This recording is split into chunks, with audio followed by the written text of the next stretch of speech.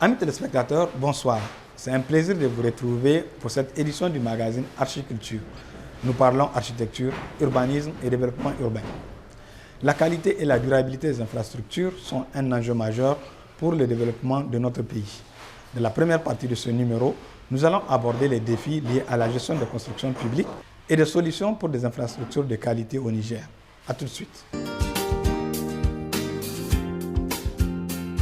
La gestion des constructions publiques est un enjeu crucial pour le développement des infrastructures de notre pays. Des bâtiments administratifs aux hôpitaux, en passant par les écoles et les routes, ces projets restent essentiels pour le bien-être des populations et l'économie nationale. Vu leur importance dans le développement et l'amélioration de la vie communautaire, ces infrastructures se doivent d'être d'une qualité irréprochable. En principe, c'est la construction la mieux organisée parce que là, c'est l'administration et l'administration est censée avoir toutes les compétences lui permettant d'abord de faire un bon montage et de dossiers, de faire un bon recrutement et des cabinets pour faire les études, de faire un bon recrutement d'une bonne entreprise, je veux dire, et de pouvoir bien suivre. C'est un peu comme ça, et je dis bien en principe que ça doit être. Et quand bien même que sur le terrain, parfois, on constate quelques manquements. Ces manquements peuvent être cités comme conséquences liées à la gestion des constructions publiques au Niger. Pour le spécialiste, l'insuffisance des ressources humaines qualifiées en constitue le défi majeur. Et le majeur défi reste ces derniers temps le manque criard des ressources humaines et au niveau de l'administration publique même. Que ce soit l'urbanisme ou bien l'équipement, il y a un manque criard de techniciens. Les anciens sont partis pour la plupart à la retraite. Il n'y a pas eu de recrutement immédiat permettant de compenser tous les vides-là que leur départ à la retraite a créé. Si vous prenez toutes les directions régionales de ces ministères-là que je viens de citer, vous n'allez pas trouver 5 techniciens et au grade qu'il faut pour bien gérer les régions. Il n'y en a pas. Il y a un manque criard. Et dès qu'il y a un manque, ça veut dire qu'il y aura un problème au niveau des études. Dès qu'il y a un problème au niveau des études, il y aura un problème au niveau des recrutements et ainsi de suite jusqu'à la gestion des projets. À ce défi s'ajoutent d'autres facteurs qui peuvent impacter la qualité des travaux de construction publique.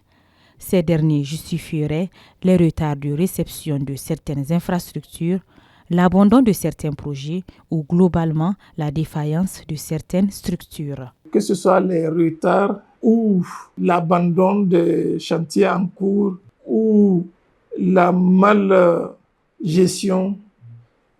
tout ceci relève de 3 points essentiels. Premièrement, c'est le choix d'abord de l'entreprise. Si on n'avait pas bien choisi l'entreprise, on n'a pas choisi l'entreprise qu'il fallait, c'est un sérieux problème. Deuxièmement, le retard dans les paiements ou parfois même le manque de financement pour continuer, parce que ça arrive aussi qu'en cours d'exécution, qu'il y ait un problème de continuer à payer.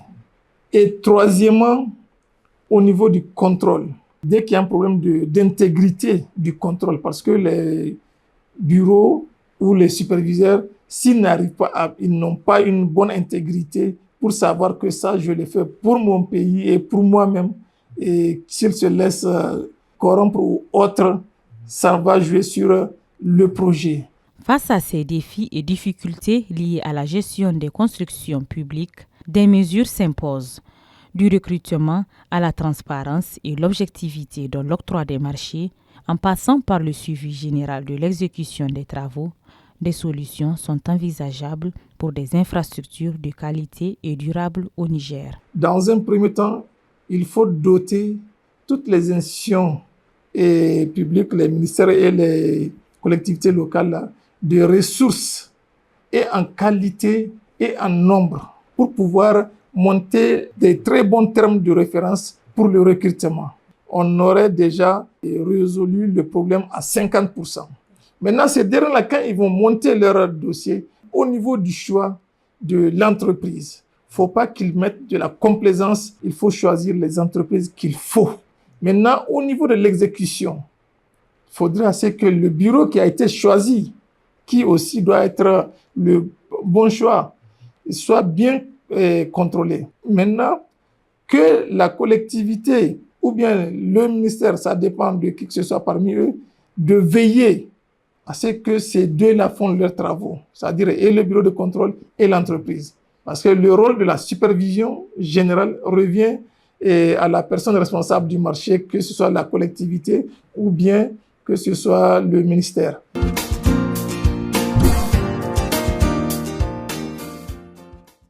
Du lancement d'un projet de construction à la finition, les chantiers de construction produisent une quantité importante de déchets de construction. Comment les techniciens gèrent-ils ces déchets? Y en a-t-il qui sont recyclables? Nous allons en savoir plus dans cette deuxième partie. Les projets de construction, en fonction de leur taille, produisent énormément de déchets dans leur réalisation. La gestion de ces déchets est un aspect essentiel pour garantir la durabilité et la propriété des chantiers. En effet, les matériaux utilisés dans la construction nécessitent des méthodes de gestion variées pour limiter leur impact sur l'environnement ou même sur le bâtiment. Sur un chantier, les déchets qu'on peut trouver sont de plusieurs ordres. Concernant les différents types de déchets que nous pouvons avoir sur un chantier, nous avons les gravats. Les gravats sont quoi? Ce sont des matériaux utilisés, par exemple des restes de pierre, des restes de gravier aussi. Nous avons aussi les résidus de staff, des plâtres que les staffeurs confectionnent. Nous avons aussi les filastres, les fers, les chutes de fer. Les sacs de ciment ou les cartons de carreaux, c'est des déchets qu'on peut retrouver sur un chantier. Et les sacs de plâtre aussi. Par ailleurs, ces déchets et matériaux ne sont pas gérés de la même manière compte tenu de leur spécificité. Alors que certains types de déchets sont utilisés pour le remblai, d'autres sont recyclés pour de nouveaux usages. Les graviers, les restants des staffs, nous les utilisons pour faire le remblai. Les chutes de fer sont utilisées pour faire par exemple les couvercles des regards. Par exemple, les sacs de ciment, on peut les réutiliser pour prendre du sable, monter ça en haut, ou les sacs de plâtre et les chutes de fer. Par exemple, on peut les utiliser pour faire des fermetures ou bien des petites dallettes. Pour les déchets non recyclables, des mesures d'évacuation sont prises. Des partenariats avec des entreprises de collecte de ces déchets permettent leur évacuation. Lorsque nous prenons par exemple les sacs de ciment et les sacs de plâtre et les cartons, nous ne pouvons pas les réutiliser par exemple pour faire le remblai. Donc nous les stockons et après nous les revendons. Concernant les déchets, par exemple, nous, ce qu'on fait ici généralement, on ramasse les déchets, on les met dehors. Maintenant, on cherche les gens qui viennent ramasser. Mais concernant le recyclage, nous avons des difficultés avec certains déchets comme les sachets plastiques et autres. Donc là, qu'est-ce qu'on fait? On les gère, on les ramasse à chaque moment. Il y a le garnet qui est là, qui s'en charge. On paye quelqu'un qui vient ramasser et puis on les décharge quelque part. Le sachet plastique fait partie des déchets évacués. Compte tenu de ses propriétés, les techniciens s'assurent de son évacuation complète du chantier. Ce type de déchet ne doit pas être utilisé dans le remblai car il peut entraîner des conséquences sur la qualité du bâtiment. On ne peut pas mettre les sachets parce que le sachet, ça ne pourrit jamais. C'est là, ça peut créer des vides. Lorsqu'on fait le remblai, ça peut créer des vides. Et après, quand on va finir, si c'est dans la chambre, quand on va finir de réaliser notre dallage sur terre plein, il peut provoquer des entassements. Ça peut provoquer aussi beaucoup de dégâts. Pour assurer la propriété du chantier, une séance de nettoyage journalière permet aux techniciens de s'assurer de la bonne évacuation de tous les déchets indésirables. Il y a des gens qui sont là, Et à chaque fois, on fait nettoyer. Chaque fin de journée, je fais le tour du chantier. Je vois ce qu'il y a à nettoyer, je les fais ramasser. Maintenant, ce qu'on peut réutiliser comme les gravats, on les met dans les trous, on remblait. Maintenant, ce qu'on ne peut pas réutiliser comme les sachets, les débris des plâtres et des filasses, là, on a une poubelle, on met et puis on les évacue après. On cherche quelqu'un pour évacuer.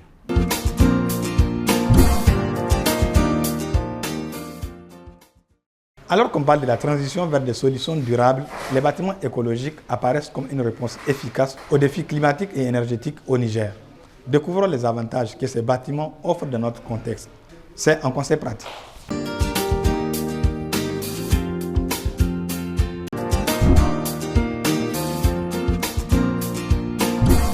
Un bâtiment écologique, on va dire de manière globale, c'est un bâtiment qui est conçu pour minimiser son impact sur l'environnement. À ce titre, les bâtiments écologiques, donc dans leur conception, leur réalisation, ils privilégient un certain nombre d'éléments, notamment l'utilisation des énergies renouvelables, afin de réduire l'utilisation des énergies fossiles, l'utilisation d'isolation, donc de matières isolantes, afin de réduire le besoin donc, de climatiser ou bien de réchauffer pour ceux qui sont dans les pays donc, du nord où il fait plus frais.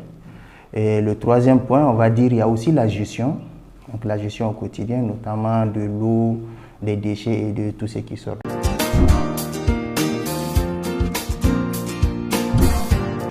Ces bâtiments sont, on va dire, c'est des bâtiments qui offrent beaucoup d'avantages. Donc, ce sont des bâtiments que dès à la conception, ça veut dire au moment où le client nous consulte en tant qu'architecte, les matériaux qu'on va utiliser, notamment pour la conception de ce bâtiment, l'orientation du bâtiment vis-à-vis de la position géographique et tous les autres éléments qu'on va utiliser dans la conception permettra que ce bâtiment en phase d'exploitation soit un bâtiment moins gourmand en énergie parce qu'il y a des dispositions qui ont été prises en amont, que ce soit un bâtiment qui va mieux s'intégrer et s'adapter et qui va donner un cadre de vie beaucoup plus agréable qu'un bâtiment conventionnel.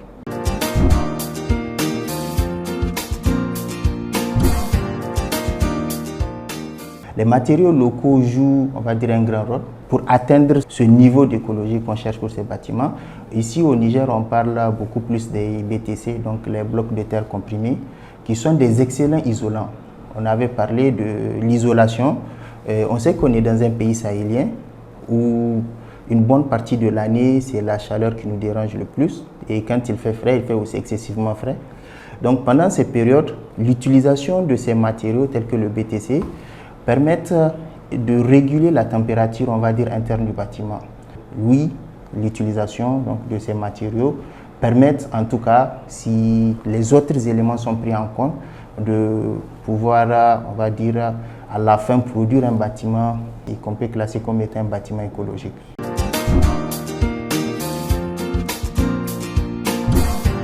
Ces bâtiments vont nous permettre de faire face au changement climatique déjà par leur impact minime qu'ils vont apporter sur l'environnement. Parce qu'aujourd'hui, un bâtiment écologique a une empreinte carbone très faible par rapport à un bâtiment ordinaire, notamment si tout est pris en compte, comme on l'a dit, pour concourir à un bâtiment écologique. Au moment de l'exploitation, ça va consommer beaucoup moins d'énergie. Aujourd'hui, on sait que ce qui pollue plus l'environnement, la nature, c'est les énergies fossiles. Donc, celui qui réduit la consommation d'énergie fossile, ça veut dire qu'il est en train de concourir à ce qu'on puisse atteindre cet objectif commun qui est propre à nous tous. Le défi principal, c'est par rapport au coût d'investissement. Quand on essaie de convaincre un client, généralement connaissant, on va dire, la bourse des Nigériens, les Nigériens n'ont pas un pouvoir d'achat très élevé.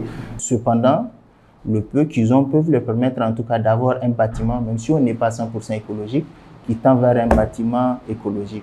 Donc nous leur lançons cet appel pour venir consulter les professionnels et ensemble nous allons concourir en tout cas à l'atteinte des objectifs qui sont connus.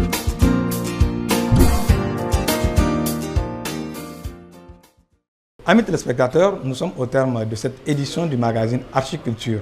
J'espère que vous l'avez bien suivi et apprécié. Rendez-vous dans 2 semaines pour un nouveau numéro. D'ici là, vous pouvez retrouver nos émissions sur les réseaux sociaux via les adresses qui s'affichent en bas de votre écran. Portez-vous bien.